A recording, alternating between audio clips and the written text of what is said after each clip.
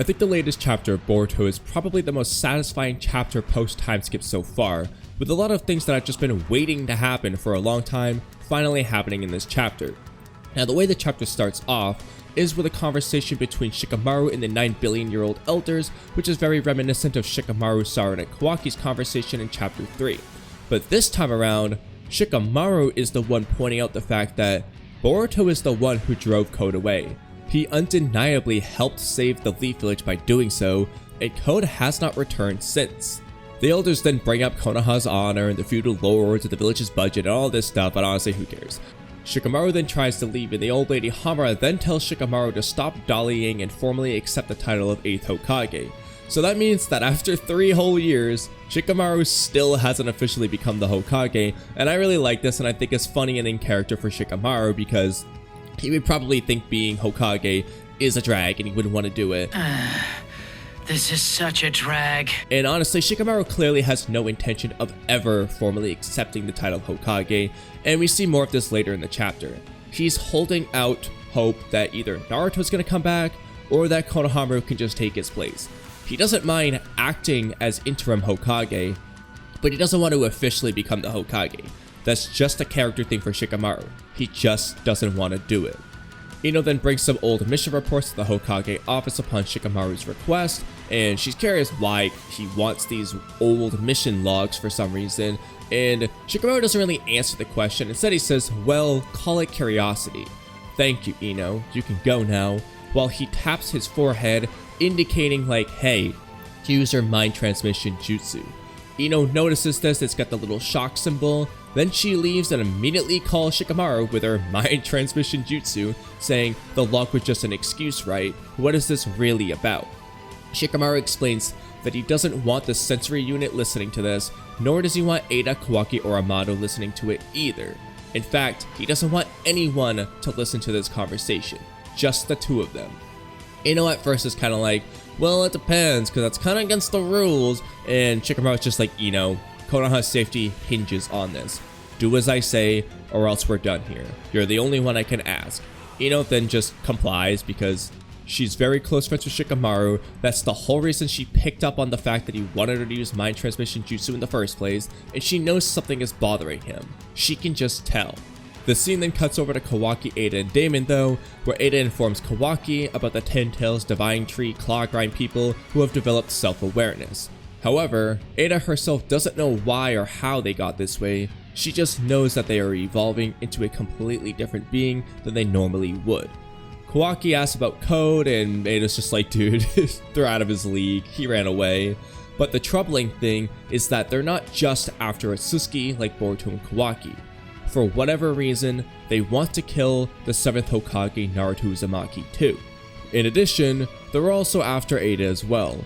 Kawaki completely ignores Eida though and is like, why Lord 7th? What exactly are these bastards after?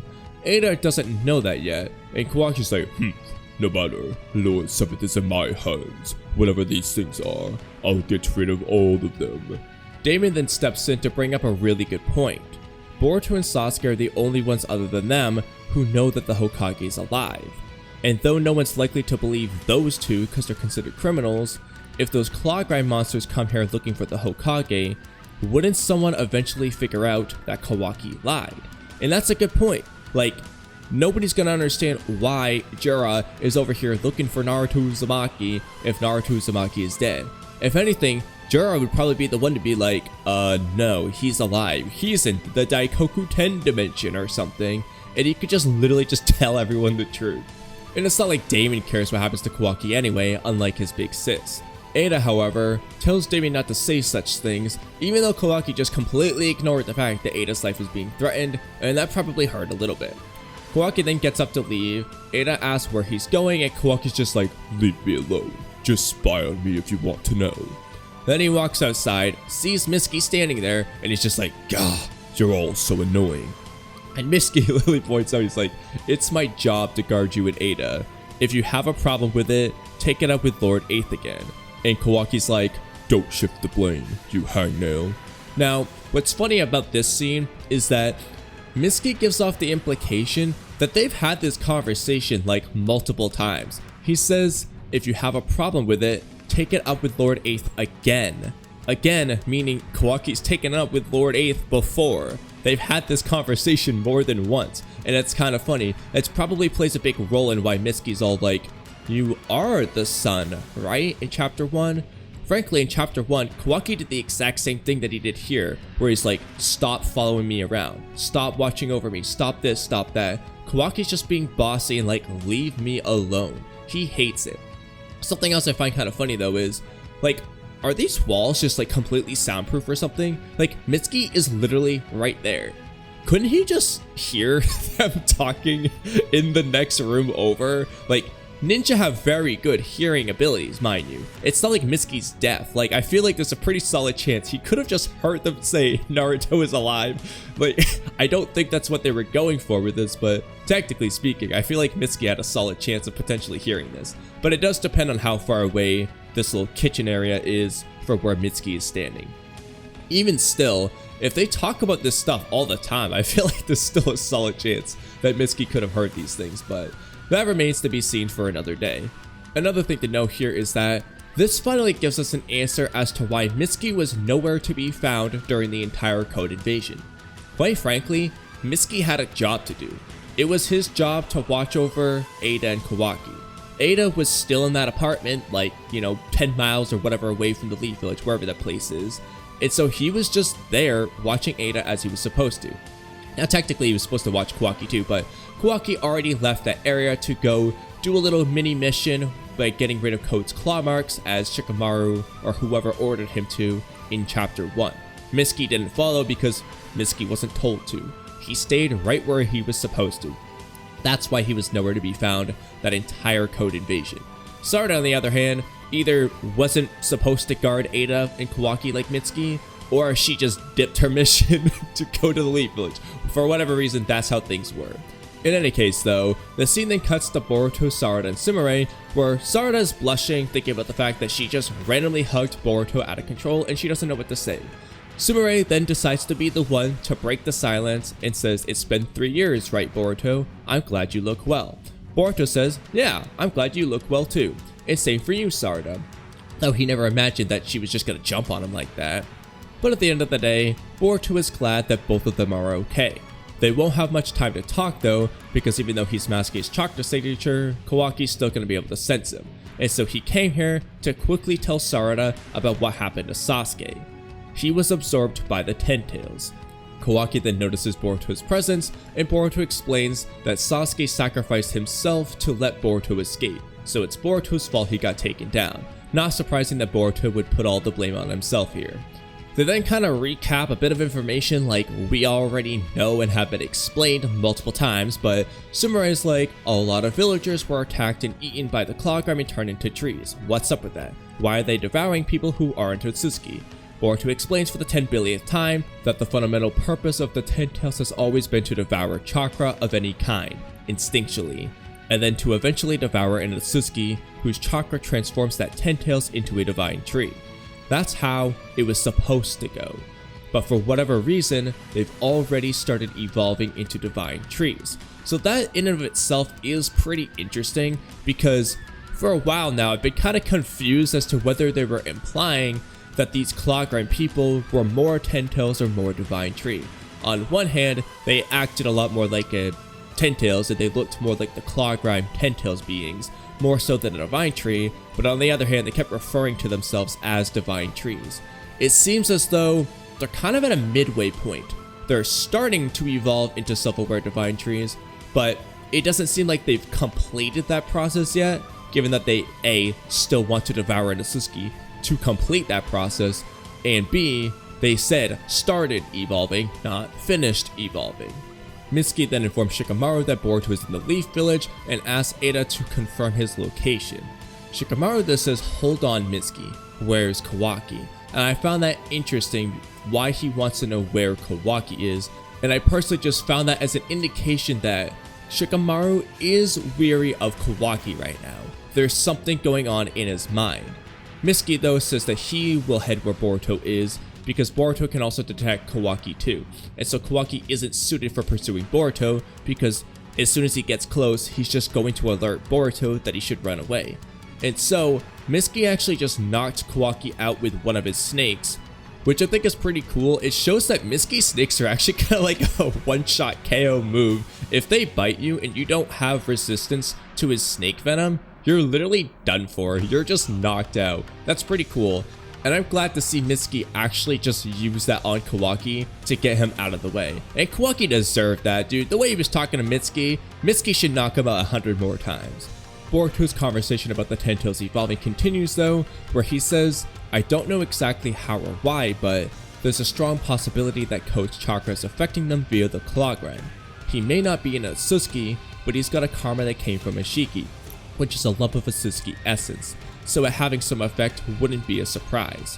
Now, assuming that Boruto is on the right track here, I think this is a good indication that my idea of how the white karma seals affected Code might be pretty accurate. So I've said for a while now that I think that Code's white karma seal essentially contains chakra from an otsutsuki. Whether it's actually a shiki, it's actually shibai, or whoever, doesn't really matter. It contains a otsutsuki chakra, and that chakra seems to be extracting and affecting Code, because it literally turned his hair white, it made his eyelashes longer, it turned his nails black, and so on. It literally affected Code's body. However, it doesn't contain the otsutsuki DNA and data like a normal karma seal. That's why Code isn't considered an otsutsuki. However, when it comes to the 10 tails, it seems to just be trying to devour the otsutsuki chakra. It's the chakra that's important, not the otsutsuki's DNA inherently. Now, of course, there is some correlation between the chakra and the DNA, as you can be born with powerful chakra in your genetics, and eating a chakra fruit seems to affect you on a genetic level just because that's how the chakra fruit works, but it's the chakra specifically that's important to the 10 tails' evolution. If you were to take all of Momoshiki's chakra and store it inside Urashiki's fishing rod gourd on his back, and then you fed that fishing rod gourd full of Momoshiki's chakra to the 10 tails, that should be enough to turn the 10 tails into a divine tree. The implication we're getting is that it's only the chakra that's important. The 10 tails doesn't necessarily need to feed on Momoshiki's flesh and bones as long as it's feeding on his chakra.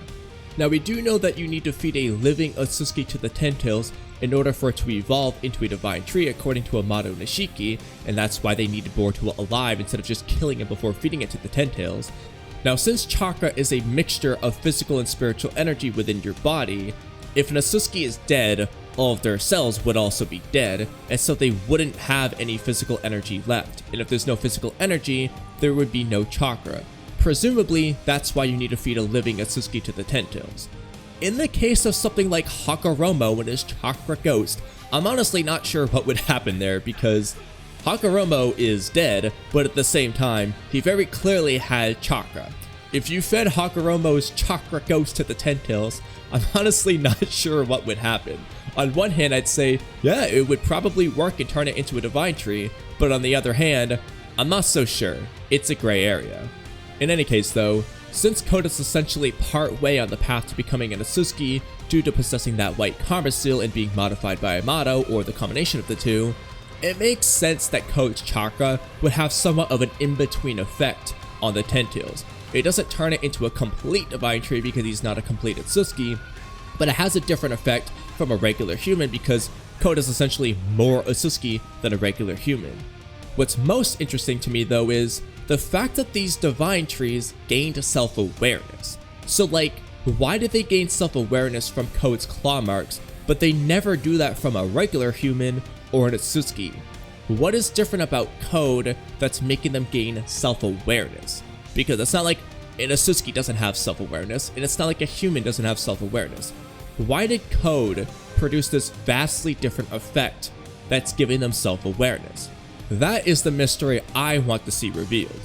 Now, if I had to guess, it's probably one of two options or the combination of the two. The first is that it's the application of how Code modified the 10 tails. Rather than the 10 tails devouring Code and his chakra, Code integrated his claw marks, which contain his chakra and blood, into the 10 tails itself. It's just a different process. That could be one of the possible reasons for this effect. The other possibility is that it's the source of where these claw marks came from in the first place. As we all know, these claw marks didn't come from a shiki. A shiki doesn't have the claw mark ability, nor does Jigen and nor does Kawaki. Code got these claw marks from somewhere else, and as we learn from Amado in chapter 75, Code's claw marks are a shinjutsu, just like Ashiki, Sukuna, Hikona, and Daikokuten, and just like Eida and Damon's abilities. The claw marks are also a shinjutsu. Now, Amano sort of implied that Code's claw marks also come from Shibai, just like Eida and Damon's abilities, because he grouped Code and his claw marks in with Eida and Damon's abilities of shinjutsu, who we know to come from Shibai, while separating out Kawaki's examples of shinjutsus and pointing out that they instead came from Ashiki. However, Amano never actually said where Code's claw marks came from. We just know that it didn't come from Ashiki because Ashiki very obviously doesn't have the claw mark ability. Nor did Jigen, and nor does Kawaki. None of them have it. And so, depending on where exactly Code's claw marks came from and exactly how Amado weaved that into Code's body to give him that ability, that could also play a role in why Code's claw marks have affected the Tentails. Because as we know, Code didn't use his white karma seal when he actually made those claw marks to modify the Tentails. He just did that in base. That was base Code's chakra. I don't really see why every single claw mark Code makes would necessarily have the white karma seal chakra ingrained into them if he's not using the white karma seal, unless the white karma seal permanently extracted some of its chakra onto Code, and so Code's base always has some white karma seal chakra, and activating the karma seal just lets him access it further. It's kind of weird, but I don't know. The point is that the chakra of the one who originally possessed the claw mark ability that Code now has could be what's causing this effect. As a hypothetical example, if it was Shibai's chakra that granted Code this claw mark ability, then perhaps it's because it's Shibai's chakra that was ingrained onto the Tentails that the Tentails is evolving in such a strange way. It could be because it's Shibai, the guy who ascended into godhood. In other words, if the Tentails was to absorb chakra from either Eida or Damon, who also possess some of Shibai's powers, it's possible that the same sort of effect would have happened. It could be because it's Shibai or some other godly figure, rather than just a standard normal otsutsuki. It remains to be seen though. Either way, it's a mystery and it's something I want to see unfold. Getting back to the chapter though, Shikamaru calls Boruto using Ino's jutsu and lets him know that this is a secret call that won't be recorded and is heard only by Shikamaru, Boruto, and Ino herself. Boruto is aware of Shikamaru's intentions though and points out that he's become Hokage, and so should he really be sneaking around doing things like this? And Shikamaru again points out that he is only the interim Hokage and hasn't formally assumed the position, which is just yet another indication to me that Shikamaru has no intention of ever formally assuming the position of Hokage. He will do whatever it takes to just not do that. Even so, Boruto is wary of Shikamaru's intentions and doesn't fully trust him, and Shikamaru tells him to get out of there because he's about to have company, and it's at that moment that Mitsuki strikes. He wraps the snake around Boruto and tries to bite him, but Boruto throws a sword and uses Flying Raijin to escape, and it's pretty cool. Flying Raijin is just a cool jutsu, so I'm actually pretty happy that Boruto has it. Now Sarada tries to talk to Mitsuki, but Mitsuki's just like, I don't know what lies he's fed you, but move aside, Sarada. Right now, I can't control my strength. Mitsuki is mad and he's ready to go for the kill. He fires off some sage snakes and Boruto slashes him up using purple lightning infused into his sword, much like how Sasuke infuses Chidori into his sword. Then Mitsuki sends some more snakes coming out of the ground, but Boruto just flies up and it's like he's standing in the air upside down. It's kind of funny looking. And Boruto starts to say, Sarada, I swear to rescue Master Sasuke and everyone else who was turned into trees, as well as, no. Never mind. I'll be back. Now we don't know what Boruto was actually going to say because he cut himself off, but if I had to guess, I think he was going to say Naruto and Hinata, or perhaps he would have said Lord 7th. Out of all the people that Boruto wants to save, Naruto and Hinata are at the top of the list, outside of maybe Sasuke as a tie for the top 3. They're his parents. Not only that, Boruto is well aware that Sarada idolizes Naruto as Hokage like no other. She looks up to Naruto and wants to be a Hokage like Naruto. Boruto is well aware of this. Not only that, people like Sumire, Shikamaru, Mitsuki, everyone would want Naruto to be saved. Everyone likes Naruto as Hokage, and everyone likes Hinata too. She's a very nice lady. However, almost no one knows that Naruto and Hinata are still alive. Only Boruto, Kawaki, Eida, Damon, and presumably Sasuke and Kashi and Koji, assuming Boruto told him about this. Nobody else knows that Naruto is alive, not even Sarada and Sumire, who are immune to omnipotence. They just heard Shikamaru announce that Naruto was killed by Boruto right after omnipotence was cast. Eida never told them that Naruto was still alive. they don't know about this. And something you'll notice throughout the rest of this chapter is that Boruto seems oddly reluctant to reveal the truth. For some reason, he doesn't want to tell everyone what truly happened. If I had to guess, that would be because either Boruto has put all of the blame onto himself and blames himself for everything, or because he doesn't want everyone to point their fingers at Kawaki and start to attack Kawaki instead. Boruto doesn't have ill feelings towards Kawaki. He still loves him like a brother. He wanted to end this feud between brother killing brother into just a mere quarrel between siblings back in chapter 80. I don't think Boruto wants everyone to turn on Kawaki and try to kill him. I think both of those, for that matter, could be why Boruto seems reluctant to tell people the truth. And I think that's why he cut himself off. He's going to wait to talk about the truth with Naruto and Hinata for another time. Perhaps he just wants it to be a secret between Sarada and Sumire where no one else can hear, or perhaps he just doesn't want to tell him about it just yet. In any case though, Boruto starts to fly really far away and he continues talking to Shikamaru and he says, "If you really wanted to talk to me, you could have made it so we wouldn't be interrupted like that." However, Shikamaru points out that Konoha is bent on eliminating Boruto, whatever the cost. And it's not just the village elders, the entire land of fire is in agreement. Thus, it would look out of place for him as Hokage to stop Mitsuki. Boruto kind of jabs at Shikamaru and is like, "Saving your own skin, eh? What exactly are you aiming to do?" And it's kind of funny how Boruto's kind of just dissing Shikamaru. He just does not trust him, and he keeps throwing these jabs at Shikamaru. It's just kind of funny. But Shikamaru says, "There are things I can see and do simply because I'm Hokage. So while I can't aid you openly, there are things I can do to support you in my own way. Plus, I want your help." And Boruto says, "No thanks." And this is what I mean. He just is so reluctant to help Shikamaru and talk to him. But Shikamaru says, "Hear me out. You're actually Boruto Uzumaki, aren't you?" And that is the highlight of the chapter for me. I'm very happy to see Shikamaru finally put the pieces together. And he continues to say, and I apologize because though I say that, I'm still having trouble accepting the notion myself. In fact, it didn't even occur to me until Amado brought it up, that my own memories might be fabricated. It's a far-fetched theory, but things start falling into place. Things make sense when you flip your position in Kawaki's. Ino is just like, "What the heck? Is he being serious?" And Shikamaru says, "So tell me the truth, Boruto." Now, I'm really happy to see Shikamaru finally figure this out. It is so satisfying. However, at the same time, I'm also kind of annoyed to an extent. Because honestly speaking, Shikamaru should have figured this out a long time ago.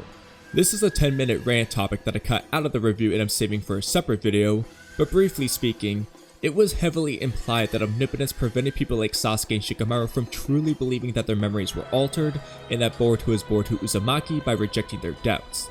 Based on Amado's explanation of Eida's love charm, Shikamaru's instincts would reject his doubts. Because of that, Shikamaru wouldn't be fully convinced of the truth even when presented with physical evidence like old family photos with Boruto in them instead of Kawaki when that shouldn't be the case. That's why Sarada and Sumire made such a big deal out of Amado's talk in chapter 5. They weren't happy and excited about it. They didn't think this would help them expose the truth. They were concerned. What Amado did was not normal to them. However, after Shikamaru listened to Amado's talk about his memories being altered, Shikamaru actually went beyond Amado's conclusion and realized that things actually make more sense if you flip Boruto and Kawaki's positions. This makes Shikamaru look really smart in this chapter, but it also makes him look less smart in the past, because Shikamaru could have done this the entire time. By his own admission, it had never occurred to him that his own memories might be fabricated until Amado brought it up. Had he considered this possibility sooner, he would have figured out the truth sooner. But he should have considered this possibility sooner. He shouldn't have needed to hear Amado say that his memories must have been altered to consider this possibility. Back in chapter 80, Sasuke didn't necessarily believe Boruto was telling the truth, even though Eida pretty much confirmed it. But he did consider that his own memories might be completely undependable. And he did this before Boruto ever said who he really was. He just saw the headband and Momoshiki and considered the fact that his memories might be undependable. It was only after that point that Eida arrived and Boruto and Eida discussed what actually happened. If Sasuke can do it just based on the headband and Momoshiki's presence, There's no reason why Shikamaru can't do the same based on even greater physical evidence like the Uzumaki family photo. I have a lot more to say about this still, but I'm going to save most of it for a separate video. What I will say though, is that there is a way the story can work around this problem. I can't guarantee that they will go this route, but it is at least worth mentioning, and it's something I actually really like. It is possible that the only reason that Shikamaru is figuring this out now is because Eida's subconscious desire for the role reversal has gotten weaker. In other words, she might want it to work less than she did before. She still loves Kawaki and she still wants to help him, so she hasn't subconsciously undone the role reversal, but as Kawaki continues to be kind of a complete shithead to Eida, she may progressively want to help him less and less. If we had to throw some hypothetical numbers, up until chapter 79, she may have wanted to help out Kawaki 100%, and then after Kawaki lied in chapter 80, that may have dropped down to like 95%. And as time passed by, that number may have dropped even more. Perhaps now it's only at like 50%, thus allowing people like Shikamaru to figure out what he couldn't figure out before. I do like that a lot for Eida's character, and it could easily explain the weirdness with Shikamaru not being able to figure out what he should have been able to figure out until just now. I think it works really well, and I will probably not have any complaints if that is indeed what happens. In fact, I think I want to expand upon this even more in a separate video. I really like this idea. Moving on with the chapter though, Boruto flies quite a long way from the Leaf Village and should be beyond Kawaki's range now, and asks how far Ino's mind transfer jutsu can reach. And Shikamaru assures him that she can reach about 100 kilometers around the village, but he asks why, and Boruto says, "I hate to break this off, but I've got a loose end to tie up." And then we see a snake on Boruto, and Mitsuki comes charging in. And Boruto says, "Sorry, but I'm gonna have to get a little rough with you, Mitsuki." And that's where the chapter ends. So I'm pretty hyped for this upcoming battle. I really hope it's an actual fight and they don't have Boruto just absolutely dominate Mitsuki. I think that would be really anticlimactic. I really want to see Mitsuki go ham, and I honestly want to see Mitsuki have the advantage here, although I don't expect him to just completely dominate and kill Boruto by any means. Obviously Boruto's not going to die, and he's probably going to either win this fight or escape, but personally, I'd rather see Mitsuki win the fight, but Boruto win the battle. Boruto escapes, Mitsuki doesn't get what he wants. That's what I'd like to see, or alternatively, the fight stops because Mitsuki starts to notice something about Boruto, aka he notices that he's kind of acting like his son. However, I don't want that to happen too soon, so I have a little bit of mixed feelings. I'm not exactly sure what I think will happen, but I am very excited about it moving forward. That being said, as much as I like this part of the chapter 2, I do have a little bit of a Mitsuki rant as well. So here's the thing, everything with Mitsuki in this chapter makes perfect sense. My problem is chapter 80. What happened with Mitsuki and Boruto in this chapter should have happened in chapter 80. Mitsuki should have caught up to Boruto in chapter 80, but he never did. He just never found him and there was no explanation for it. They just skipped it. He was just shown running after Boruto, and that was it.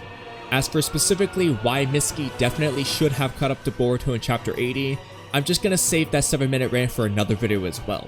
Now just to be clear, most of this ranting was not a critique of chapter 6 of Boruto to Blue Vortex. The Mitsuki rant is a critique of Boruto chapter 80 and chapter 80 alone. The Shikamaru rant is more so a critique of every chapter before chapter 6. I'm glad that Mitsuki caught up to Boruto immediately in this chapter. I'm glad that Shikamaru has put the pieces together in this chapter. I'm not glad that Mitsuki didn't catch up to Boruto in chapter 80, and I'm not glad that Shikamaru didn't put the pieces together sooner based off what we're hearing in this chapter. It's a consistency thing. We're on an upward trend, but that doesn't change what happened before. It just kind of grinds my gears. Now before I end the review, I did want to have a quick little heart-to-heart with you guys. A lot of you are probably wondering, why the heck have I not posted many videos lately? There's so many theories I could be making. Why are there no videos? And the honest truth is, I'm trying too hard. I have been so overly analytical about every freaking sentence, the structure, the way it's worded, all this stuff, and it's just become out of control. I'm trying to break the habit, but it's honestly just a problem I've developed. I've become a bit obsessive with the way I script my videos, and that's why videos have not come out much lately. It's something I need to work on. I really want all of my videos to be as good as they can possibly be, and that's why this happened in the first place. But honestly speaking, I am taking it way too far. It's a mental thing. I need to work on it, and I'm trying my best. But for those of you who are wondering, no, it's not that I have no video ideas. I have too many video ideas, and I keep switching between like 8 different video topics constantly because I have too many ideas. The problem is I get too distracted, and I'm too overly analytical of all my scripts. And I'm gonna set a goal of at least 2 more videos, not counting this chapter review, to come out this month. I've only done a spoiler video and a chapter review for the last couple of months, honestly, and so I'm gonna aim for at least 4 this month. That includes chapter review and spoiler, and 2 extra videos. Hopefully I can actually just bang out like the last 5 scripts I've been working on, but I'm gonna set a goal of 2. If I don't hit it, hound me in the comments. Say that I didn't keep my goal, give me shit for it. Keep me true to my goal. 2 more videos for the month of January. But with all that out of the way, I want to know what you guys think about this chapter. I know I ranted for literally half of this chapter review, but honestly speaking, this was still the most satisfying chapter of part 2 so far, at least I think for right now. I have liked the last couple of chapters a lot, but I was really happy just seeing all the Mitsuki stuff in this chapter. I was really happy seeing the interactions between Kawaki, Eida, and Damon. I was really happy seeing everything with Shikamaru in this chapter. It was a good chapter overall. I really liked it a lot, despite all the ranting I did. The ranting, like I said, was more so about past chapters. But what do you guys think? How do you feel about Shikamaru putting the pieces together about omnipotence and the role reversal? How do you feel about Mitsuki's action in this chapter? What do you think will happen in their fight? Will Boruto stop Mitsuki? Will Mitsuki stop Boruto? Will it be a close and even battle that lasts a couple of chapters? Will it be immediately interrupted? What do you think will happen? But that's a wrap on today's video, so thank you guys for watching until the end. You're already under my genjutsu. Don't forget to subscribe, leave a comment, like the video, check out my podcast channel, check out Peak Fiction, become a member, and hit the bell icon for notifications. Sorry, Sasuke. Maybe some other time. Have a great rest of your day, and I'll catch you guys next time. Bye.